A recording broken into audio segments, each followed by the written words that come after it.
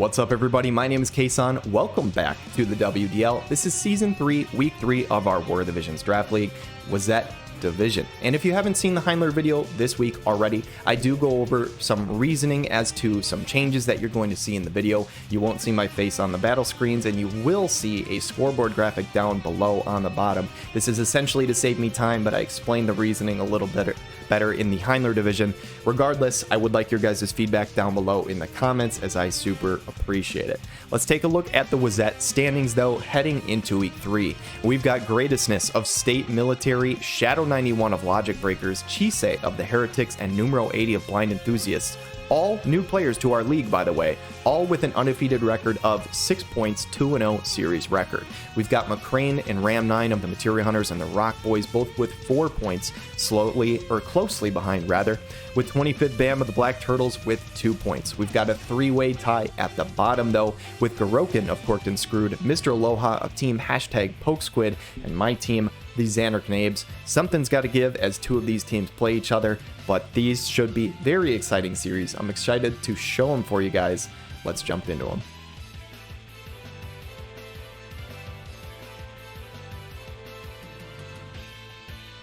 Alright guys, this series we've got for you is Mr. Aloha on the left side of Team #Pokesquid versus myself and the Zanarkand Abes. And Mr. Aloha is going with an interesting composition, using a firing stance buff with Alim, also having Elda, Leonis, and Roy Mustang. My Jaden Rundle's immediately going to pop King Bradley TMR, go with the momentum buff, reaction block rate, and haste, as fuel to the fire gives Roy a nice little barrier and some damage up.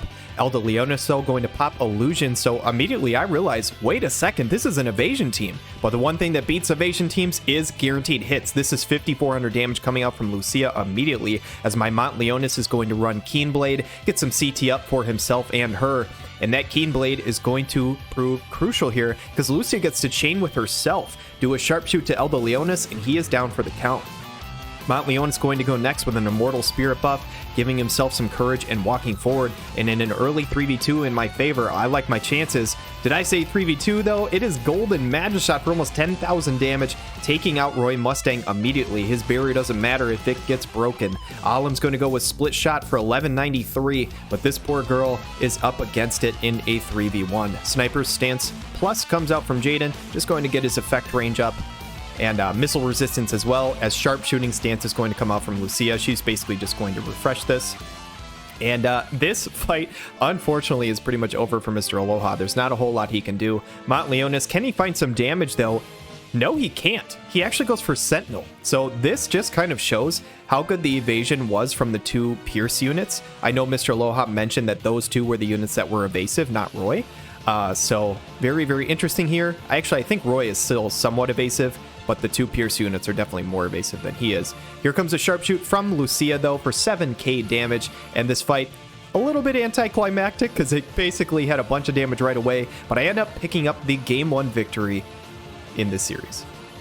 Jumping into game number 2 here, and I decide to switch up my composition, running a full Greatsword team. Mr. Aloha is sticking with the same 3 units, though, expecting me to switch, and it looks like he made a couple of adjustments on his moves and potentially some gear. But you guessed it, I'm running the full Kylo Ren lightsaber composition. Heart of Flutter immediately from Rain, who has his brand new 140, so he starts the fight with some hate, as fuel to the fire is going to come out again from Roy Mustang. However, the positioning is much better this time for Mr. Aloha, as Roy is going to run to the side, and he is not going to be able to just get nuked by Jaden this time. The hate is going to be up on Elda, and he is going to get his own barrier online, as Cloud is going to pop Dragon's Pride, Kane's TMR, haste and movement up, and Shutzel is going to try and mimic him as best he can, getting the King Bradley TMR of haste and reaction block rate. Firing stance comes out from Alim, so she's basically just going to refresh this buff. She's ready to do a lot of damage, but unfortunately, she is not going to live very long, as /+ is going to just delete her from this planet. Shuts out, can you follow this up onto Elda? The answer is no, so he is still pretty evasive, as Pressure Hazard would have reached from here, but he apparently cannot hit him. He needs his guaranteed hit, as True Triple Combustion comes out from Roy Mustang, dealing a nice solid chunk of damage, but since it's an AoE attack, Cloud does soak it up nicely. Reflex comes out from Shut Cell, unfortunate for Mr. Aloha here, as he is going to return attack with a Paralyzing Edge for 4,400 damage and land the Paralysis. The Paralysis won't matter much though, as Cloud is going to follow up with the Triple Slash Plus and then just wipe him off the face of the earth as well. And now in a 3v1, good luck, Roy. You're going to have to put in some work here. How much damage can you get done? All-Consuming Flame comes out, 7,400 on the Shut Cell does so much damage. Unfortunately, with his reflex earlier, he does live the hit, but I don't think it would have mattered, as Cloud is going to walk behind him, get a Braver for 8,600 damage, and seal the fight for me in a 2-0 series victory.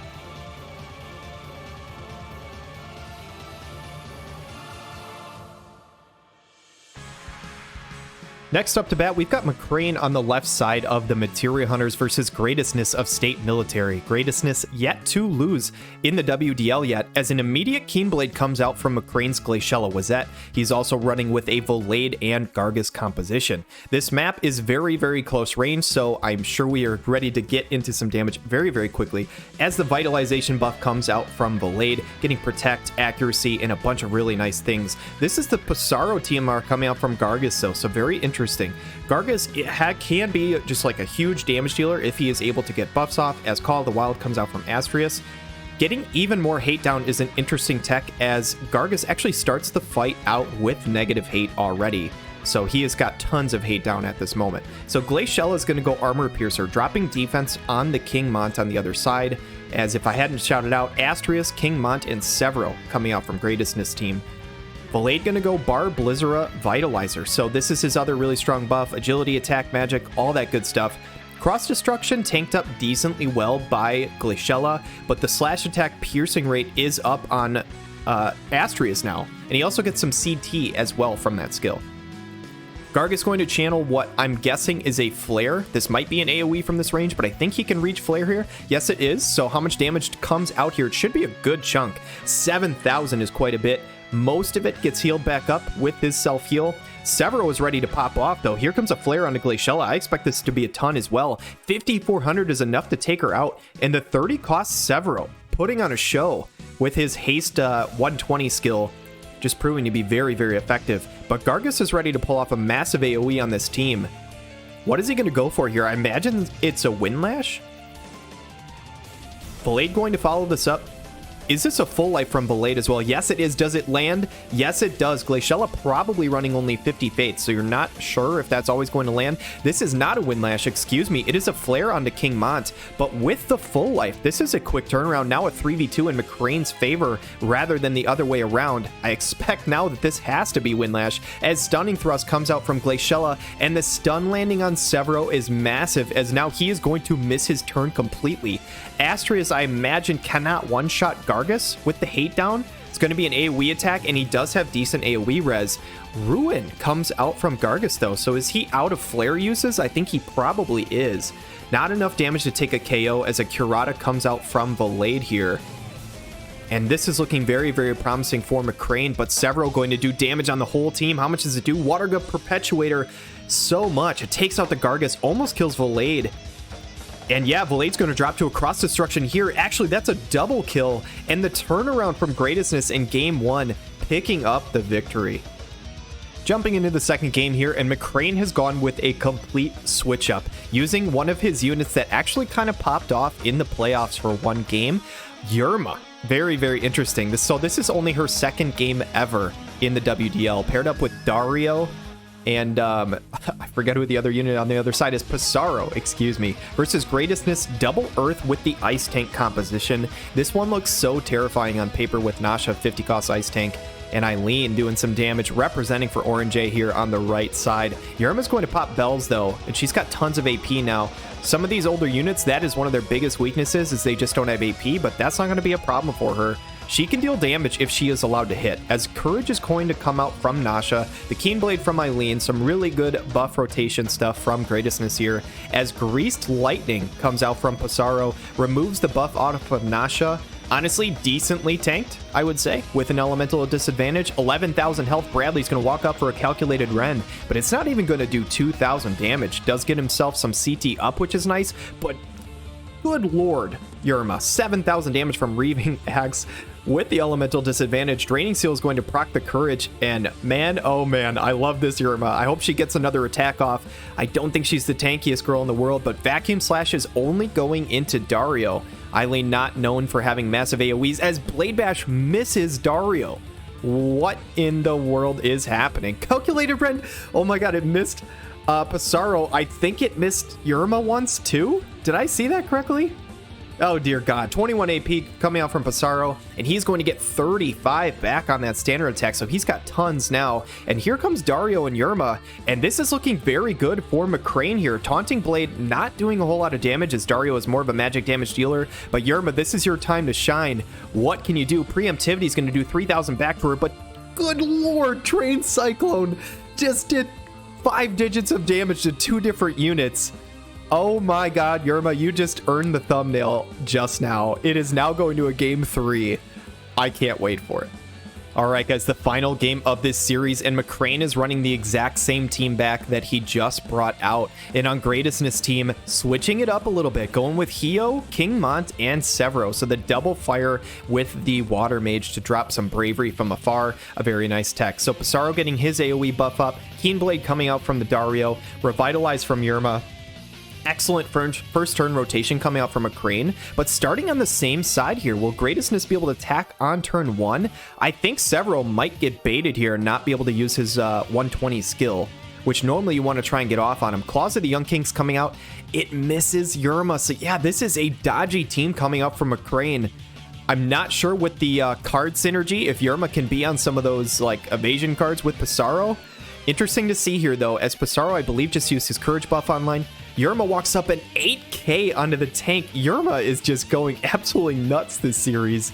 You love to see it. Dario, what does he have here? Taunting Blade on the team. So he, yeah, opting for the physical damage skills just to get more hate. So an interesting technique here coming out from MacRain. So I'm assuming probably turned off Draining Seal as Heat Drive misses. Hio, known for not being a very accurate unit, dodged by the Dario. I did not expect to see that today, I'll be honest. If they can't hit Dario, they really probably can't hit Pissarro, as he deals 6,100 damage, drops the healing power, but he already got his self-heal. But what can Yerma do? Does Mont still have hate here? Apparently not, because she is going for the backline. Soaring Axe Slash, how much does she do? Jesus, 11,900 damage to the Hio, and this 70 cost Yerma is just popping off. I am so happy that MacRain brought this unit out. Somebody who we really haven't seen at all in the league, getting her chance to shine. And Severo with 178 AP and a Dream. How much can he do? Flare coming out on the Dario. I expect this to do a decent amount though. 5,500 is a good chunk, but it's not going to be enough. Pissarro goes Binding Javelin, going to proc the Courage, and he says, hey, here's the alley-oop. Toss it up to Yerma so she can slam dunk onto Severo for 9,000. And that is a series win for MacRain, taking Greatestness, his first loss of the season. So very well played by both players. I love to see the Yerma tech. That is just so damn cool. I mean, she was terrifying. That was absolutely nuts. But GG's to both players. Congrats to MacRain on the series win.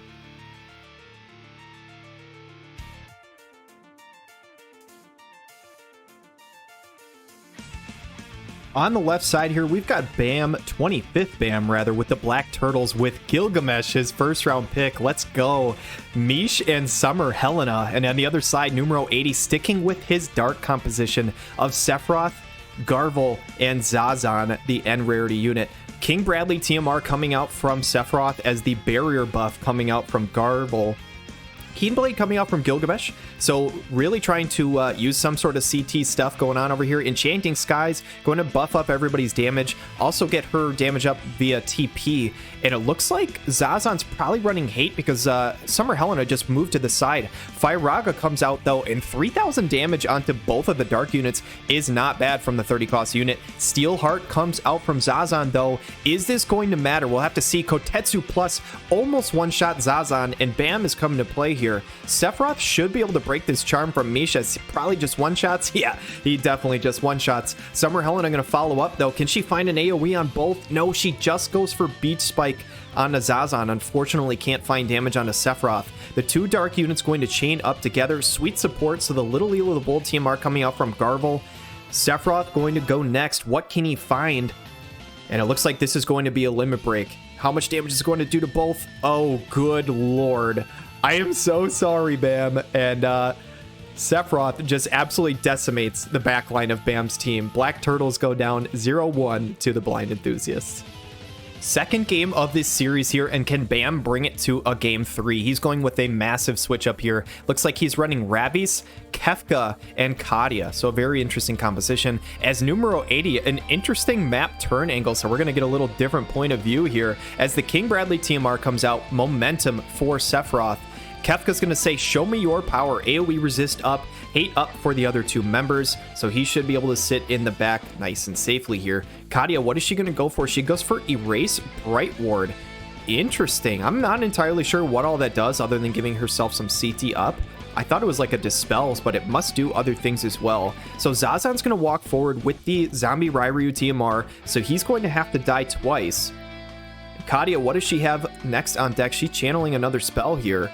Dual Veil Darken Earth, so this is probably something I expected to see. But getting this on turn 2 might be nice, because it's just one more turn of ignoring some of that dark damage, as Veil of Woe comes out from Sephiroth, so he's ready to go. He's got haste, he's got an agility up now from Garvel. He's got his barrier, and he's ready to just delete some people. Kefka is starting to channel a spell, though. Hyperdrive is 74.95 and removes the re-raise, so the zombie TMR not going to do much for Zazan here. Hell's Gate's going to come out. Very well tanked by Ravis, not even 1,000 damage. Kefka honestly tanks it pretty well too. He does have quite a bit of AoE resist. Unfortunate for Bam as the reflex comes out from Sephiroth. I'm not sure if a blind would have mattered a whole lot, but a little bit of damage would have been nice. Kadia trying to get a heal onto the Kefka here, as Garvel's going to follow up with Spirit Blaster. 4,300 onto Ravis is pretty solid, but I think Ravis is running out of hate here. I believe she only starts the fight with 5, and she didn't use anything else to get more. So this is probably her last turn of hate, if I had to guess, unless there is a Vow of Love card or Bowtie or something on there. The Limit Break comes out from Sephiroth, though, and note, his haste is now gone. Kefka's going to go for damage, and Kadia should be able to find a heal here, I think. Light of Judgment Plus coming out, just a little bit of damage, but debuffing some of those stats could be pretty big. Kadia, does she get the heal off in time? Oh no, Garvel's going to go next. Spirit Blaster's going to hit both. Man, oh man, and Kefka is going to drop. The re-raise was wiped out by the Limit Break from Sephiroth. The heal does not go off in time, and numero 80 looks to continue his amazing start to the WDL, staying undefeated through 3 weeks. Garvel's going to follow this up. He's got 112 AP. Spirit Blaster not quite enough to one-shot. Kadia is going to try and just stall out as long as she possibly can here. But this is going to be an auto attack from Sephiroth, and that is a Game 2 series victory for numero 80 and the Blind Enthusiasts. Congratulations on the series win.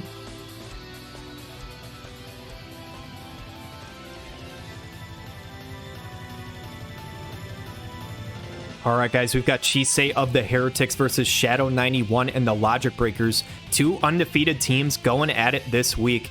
In Steel Sealed Endurance, I believe that is what it's called, from Winter Ravis. We haven't seen her yet this season. Gets herself a nice little barrier and the buff on the rest of the team here. Naya is going to channel. I imagine this is regen. It could be Reflect. This should be the barrier coming out from Renan, as Shadow 91 going with his Orlandu, Celis, and Shell composition. This is something that worked really, really cool last week with some late game haste and quicken shenanigans onto the Orlandu. As the guard haste is going to go on to Celis, this is the barrier from Renan, and I'm sorry, it is Protect coming out from Naya, so not quite what I expected. But here comes the Shell. I imagine this is a haste on Orlandu. It could potentially be a quicken onto Celis, though. We'll have to wait and see what happens here, as Bells is coming out from Winter Ravis, so she's got tons of AP. Celis is going to charge forward. What does she go for? Magic Burst. That basically did nothing to Renan, but good lord, one-shotting Naya immediately. This is looking quite good for Shadow, as Celis should be able to soak up at least one of these hits coming out from Renan, though I will say he has a double target unit attack, and this is it right here. Ball Lightning Plus. No, I'm sorry, I don't think she ever used her runic ability, now that I'm thinking about it. And here comes the Hollow Bolt Extreme. Slash attack resist down on the party. What is Shell going to go for here? I imagine this is probably just a haste onto Orlando. Winter Ravies has 120 AP, and good lord, just murders Celis. Unfortunate for Shadow. Here is the haste. Orlando, can he go next? No, it's going to be the Renan. I think he has enough damage to kill. He did so much last time. 5809. That is enough to take out Orlando. And Shell is alive. 1v2 versus Chisei here. Great slash coming up from Winter Ravies. And that is a very, very good win by Chisei in game number 1. Jumping into the second game here of this series, and it looks like Shadow's running the same 3 units. So I expect some sort of tech change here, maybe one of his abilities or something like that. But this looked like it could be a close fight last time, especially considering the fact that Celis one-shot Naya. This is definitely a little bit of a position change though. And will the skills be any different? Because Renan just did so much work last time. Here comes Press of the Black Lion, AoE resist, some AP, as well as a couple other things from Orlando. But man, oh man, this positioning is so tough for Shadow. And now that I think about it, I think she might have just gotten like baited on turn 1. I don't even think she necessarily had Runic off. She might have just walked forward and immediately done a Magic Burst. I don't remember, but here comes the Revitalize from Winter Ravies, and this is looking very similar to game number 1 here. Celis is going to walk forward, and oh my god, Magic Reflex comes out from Naya, and that is so bad for Shadow. Unfortunately, who lost game 1, that Magic Reflex, now Naya is going to survive. Ball Lightning Plus comes out, and this looks like an exact remake of Fight 1. What kind of changes does Shadow have here? Divine Ruination comes out, a nice little bit of heal onto Orlando, but I don't think it's going to be enough. Naya's probably... Does she go for a heal here? What does she even go for? Winter Ravies probably finds the kill on Celis. Brute Force, oh my god, just barely not enough. Wait just a second. Celis is still alive. What can she go for? Rune Break only onto the Winter Ravies, and with Naya healthy in the back, you have to imagine that she just being able to heal in the background is going to be a huge problem. Crush Armor Plus, though, is enough to kill the Winter Ravies.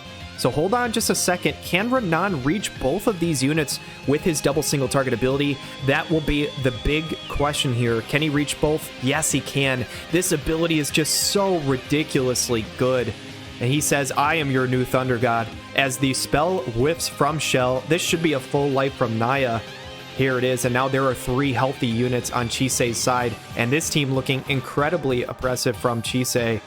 And unfortunately, even if the Runic goes off, I think Orlando is just going to die, and it's going to be hard to win this fight for Shadow. But GG's to both players, both excellent players who obviously started off the season 2-0. And it looks like a congratulation is in order for Chisei here, unless Shell has something insane in her kit that I am not aware of. As Naya's just going to go for another Protect. Dispel Eroder is going to debuff some stuff, but it's not going to do any damage. Great Slash is going to take it out, and Chisei and the Heretics pull off the 2-0 win and go up to 9 points on the season.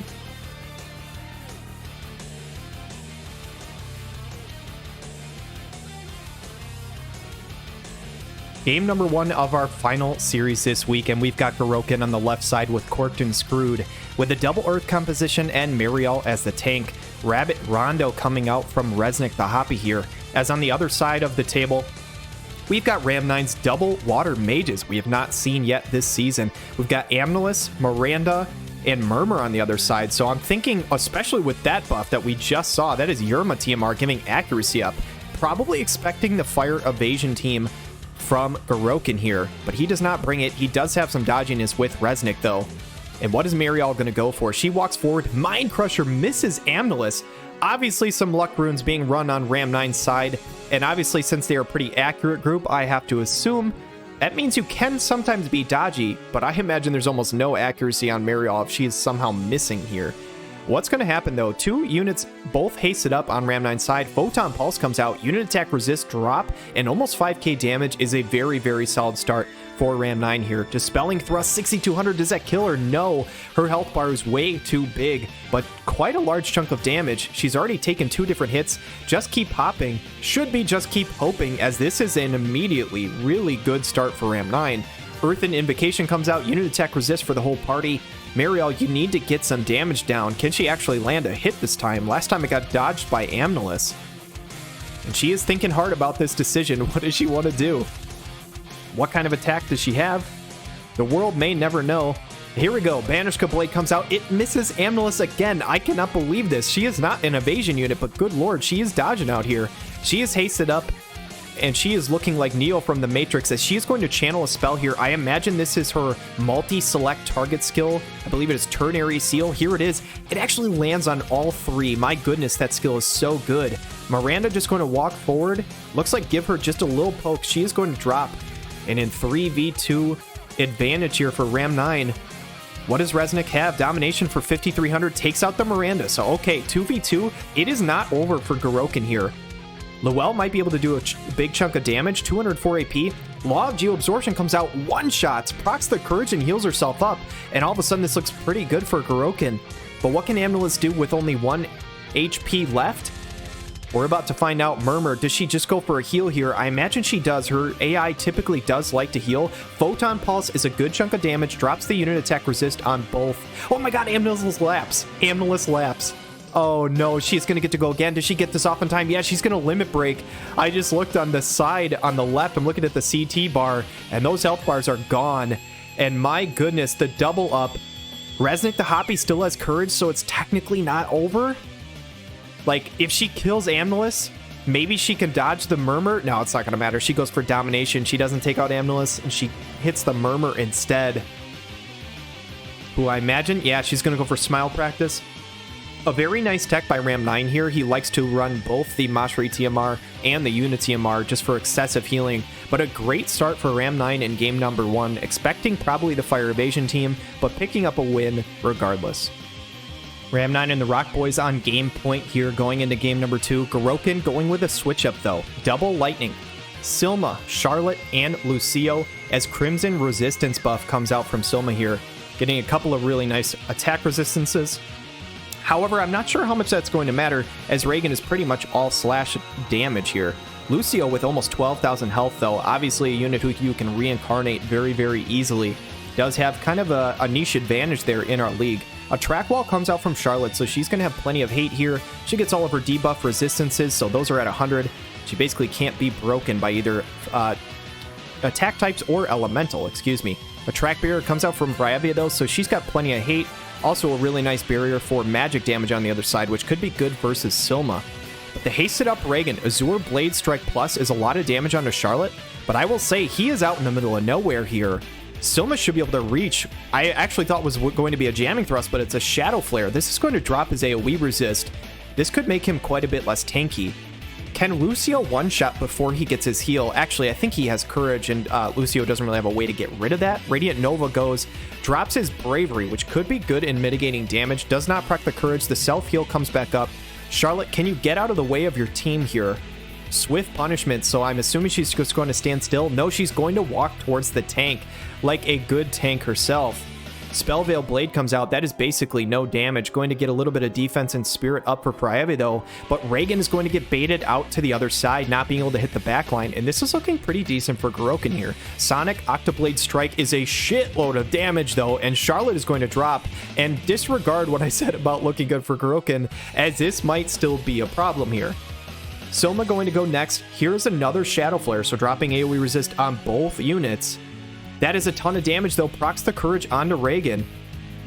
Can Lucio follow up with a kill? 29 AP. He should be able to here. And I don't know if this is a fast cast from Murmur in the back. I don't think it was a heal. Luminescent Arc comes down, kills the Reagan.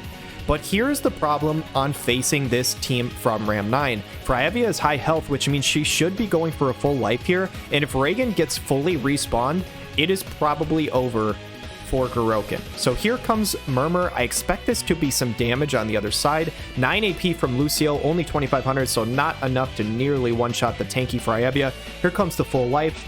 The full life whiffs. Oh man, we've seen this a couple of times over the last few weeks with units who don't necessarily have really high faith rates.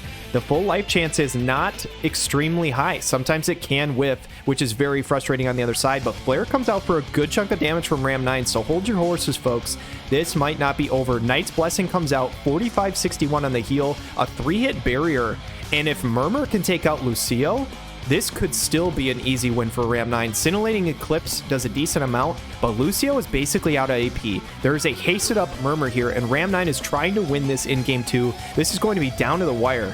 61 AP left on Silma. How much damage can she do? Resistance Break does a good chunk. Cannot kill her, though. Does she have another heal in the kit? No, I'm sorry, that's not damage. That's a Cura. I think if you're Ram 9, you probably want the kill onto Lucio there. Maybe not, though, as Spellville Blade heals up Ram 9's Fryevia. And she is just so hard to remove from this map. Standard attack now goes onto the Murmur, and that should be really good for Ram 9, as now Silma, I can't imagine, can double kill both. Fryevia is going to have some self-healing. Resistance Break does a ton of damage, though. Does finally kill the tank. And I don't know, Murmur, does she go for damage, or does she just go for a heal on herself? Her AI has been wanting to heal as of late. There she goes again. Cura goes for another 4,000. But it's not going to be enough. There's a lot of penetration coming out from this Lucio. As Scintillating Eclipse goes for 6,200, the Blood Sword going to heal him up a little bit. And Garouken is looking to bring this to a game 3. Silma, can you kill with 13 AP? It looks like she's got the Esper Summon. This might not necessarily be a kill. Because she doesn't have a ton of AP, this might just be her most damaging skill. But this might be a kill regardless. We'll have to see. As Bahamut is going to fly way up into the sky, basically summon Meteor. How much damage does it do? Not nearly enough. Murmur's going to go next. Does she have Smile Practice online? Does she have the Unity MR like last time? I don't think she used that this fight. I think that was the first fight. And there it is. That's the Unity MR. She's full health with Protect and Shell. She has tons of AP, and the other two units basically have none. But that's a decent amount of damage from the standard attack from Lucio. Could Murmur potentially try and win this on turns with enough healing? I don't think she has it. Looking at the turn order, Lucio's going to lap. He's got 27 AP. This is probably all she wrote for Ram 9. Murmur did her damnedest to try and make this a 2-game victory, but Garouken says not so fast. This is going to a game 3. Final game of week 3 Wezette Division, guys, and it all comes down to this. And oh no, Ram 9 went with his ice team again versus the Fire Evasion squad. I know he had told me that he was worried about this Fire Evasion squad and he wanted to run the Water Accuracy team. Oh man, and he didn't run it. He's running ice. However, though, he could still win this. If he has some accuracy, we have seen how much ridiculous amounts of healing there is from both Reagan and Fryevia. And I will say Reagan has some fire attacks, not just ice attacks, so some of that elemental disadvantage on damage won't necessarily be there. Here comes a track barrier from Fryevia, though, who's sitting with a very healthy 15,000 health. Here comes the fast cast on both sides of the field, it looks like, both Silma and Murmur. How much damage can Yuffie do, though, to this Reagan? Or is it onto Fryevia? Can she reach? I think she just turned towards Fryevia. I think she's actually reaching the tank, which could be pretty good for Ram 9 here. The fast cast goes onto Fryevia. Reagan's going to go for Store, so his next hit is going to hit like an absolute truck. His attack stat is through the roof at this moment. As Shadow Flux from Sweetheart Eldira is going to come on, so she's got a barrier, and she's ready to go with some AP as well. But here should be another fast cast from Silma, and these Fire Evasion units are going to be very speedy. Oh my goodness, though. Reagan walks into the AoE. That is not something that you want to see from Ram 9's side. Here is the Knight's Blessing, but that Dragoon Jump ability, I believe, dropped the healing power, meaning the heal is nowhere near as effective. And here comes Yuffie again. She's going to chain with herself. It will at least be a fire chain, maybe a pierce chain if she does the jump again. Yep, she is going to. She goes way up the hell into the air. She's in another atmosphere right now. Sweetheart Eldira, will she chain? Yes, she will. And here comes the limit break. And man, oh man, this is so hard to deal with from Ram 9's side, as this is going to not only give CT down on his team, but also give it up to Sweetheart Eldira, which is just a huge swing. This is basically like Keenblade plus a bunch of damage mid-fight. As another Dragon Dive comes out, this should be Smile Practice. Yes, it is, but can only find under Fryevia. The main damage dealer has not been healed. But good lord, look at this CT on the left. Reagan hasn't acted in like literal years. And Sweetheart Eldira and Yuffie are going to go next. Tiger Maw's going to find the whole team. Reagan is down to his courage. He gets CT up. Can he finally act? Yes, he can. 91 AP though, but with only 1 health. I mean, what are you going to do, man? Oh my god, to pour salt in the wound, Pummel comes out, gets reflexed by Sweetheart Eldira, and Garouken, who has not picked up a series win yet this season, is in prime position to do so. As Throw comes down to Fryevia, does not quite kill. I mean, she should be able to find the Spellville Blade for some healing. But man, oh man, like I'm grasping at straws here. Breaks the barrier onto Yuffie, finds a little bit of damage onto Eldira, but it is nowhere near enough. Sweetheart Eldira has 87 AP. The Tiger Maw's going to come out, double kill. It is now in a 3v1 favor for Garouken, and this is nothing but the waiting game, as Jamming Thrust does just a little bit of chip damage. Yuffie's going to follow up with probably a standard attack with only 4 AP. Can she even reach? Yes, she can. 1199. Murmur might try and stall out a little bit with healing, but this is literally just... I mean, it's so over, unfortunately, for Ram 9 side. We just have to watch it play out regardless. Sweetheart Eldira with a very nice amount of AP. Tiger Maw comes out, 3,200 damage, and that is the Game 3 victory for Garouken and Corked and Screwed. All right, guys, I hope you enjoyed those series in the Wezette division here. Let's take a look at the standings, though, after 3 weeks, as it is very, very interesting. Right at the top of the table, we've got a two-way tie between two new players, Chisei with the Heretics and Numero 80 with the Blind Enthusiast, both with 9 points, a 3-0-0 record, and a +4 overall game win-loss. MacRain and the Materia Hunters with the win over Greatestness in 3 games, now 7 points, but does have the direct head-to-head tiebreaker over Greatestness of State Military, who is also sitting there with 7 points. In 5th place, we've got Shadow 91 with the Logic Breakers with 6, Ram 9 of the Rock Boys with 5 points, currently in 6th place, and now we have a two-way tie in 7th between Garouken of Corked and Screwed with 4 points, and my team, the Zanarkand Abes. In 9th place, 25th BAM of Black Turtles with 2 points, and bringing up the rear, we've got Mr. Aloha of team #Pokesquid with 1 point. I think the season has been really, really interesting. I think Wezette, I'm probably biased because I'm part of it, has had some of the most exciting and interesting matches that we've had all season. It's been an absolute banger. I truly think this season, this division will be very, very competitive. So I hope you guys enjoyed the matches. Please let me know down below some of the feedback about the new changes, the graphic down at the bottom, whether or not my face will be on the screen. Did that make a difference for you? I just want to hear from you guys. So I hope you guys enjoy the fact that I was casting every single game this week. Again, if I'm not putting my face on the screen, it's probably way more likely that I'm going to be able to do all that. But anyway, that is a topic for another day. So I really hope you guys enjoyed this video. Thank you so much for watching, and you have a wonderful day.